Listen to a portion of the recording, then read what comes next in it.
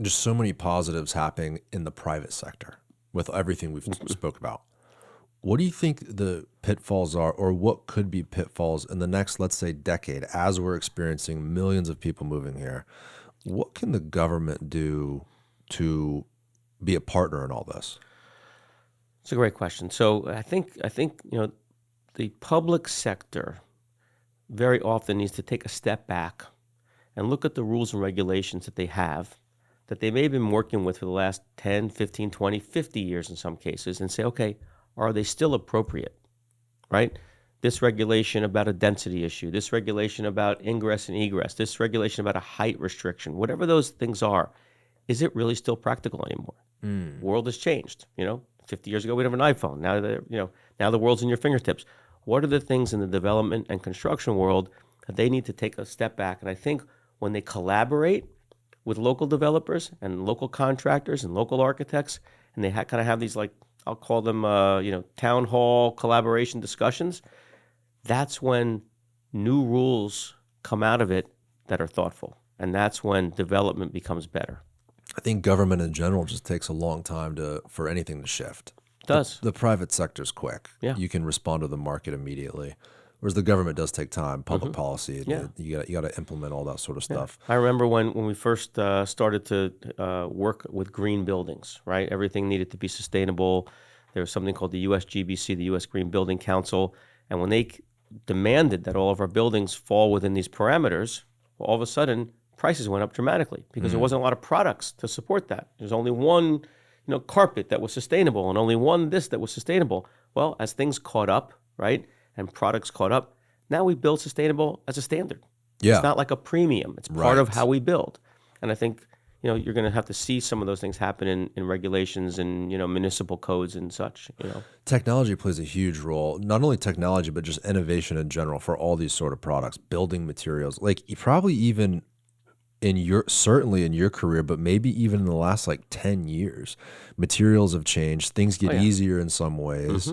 Maybe there's a specific material that didn't exist 10 years ago that makes it very inexpensive for you to do a particular thing. Well, now you can put capital into the Carrara marble or whatever it would be. Well, what you still encounter, though, is when some new products come out, if those products haven't been passed as code by whatever jurisdiction you're working in, it might be great. It may be tested. It may be the best product on the planet.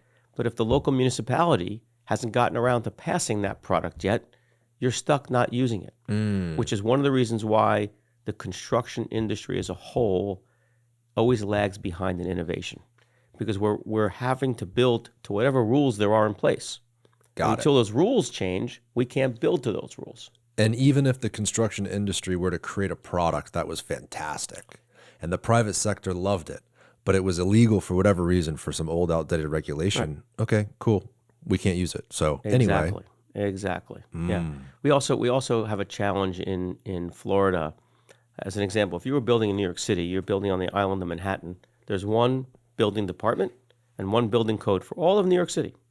When we built, I'm going to use Miami as the example because that's where I spend a little bit more of my time. Coral Gables has its own building department. Miami Beach has its own building department. City of Miami has its own building department. Aventura has its own building department.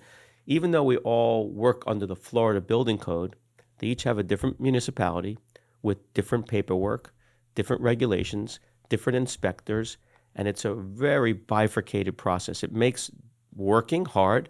When people come from out of town, they come to South Florida like, oh my God, how have you been working like this for so long? Right. How do you go to all these different places? You're doing a building here and a building there. You have to have all different consultants. But necessary though, right? Because we need building codes. We're in a high hurricane state. But we believe that I believe at least, if there was a more homogeneous, right, review process where everybody was reviewing with the same rules and the same regulations and the same, I have a building, a permit application looks different in one town than it looks in the other town. Same information. Why can't that be like, it's almost like the college applications now that have the standard application. Right? Why not have one building permit application for the entire state of Florida? It makes sense to me. Right? I mean, what do we have like Temple Terrace right here, City of Tampa, man, I understand how that could get messy. But also too, you do have to have those rules and standards and codes. Oh, 100%. Doesn't mean you can't have them. I think the Florida Building Code's great. I think it protects us all. I think it should be interpreted the same way, by the way, everywhere. Each department interprets it a little bit differently. And I think if we had, kind of a more one-stop shop Yeah. for lots of the paperwork and the processes, it would make building a lot easier. I've asked construction guys and developers about the differences between the municipalities, specifically St. Pete and Tampa, and they say Tampa's behind in how long it takes to get a permit and the actual staff in the position to review certain items. It's just a little bit more heady than, let's say, St. Pete.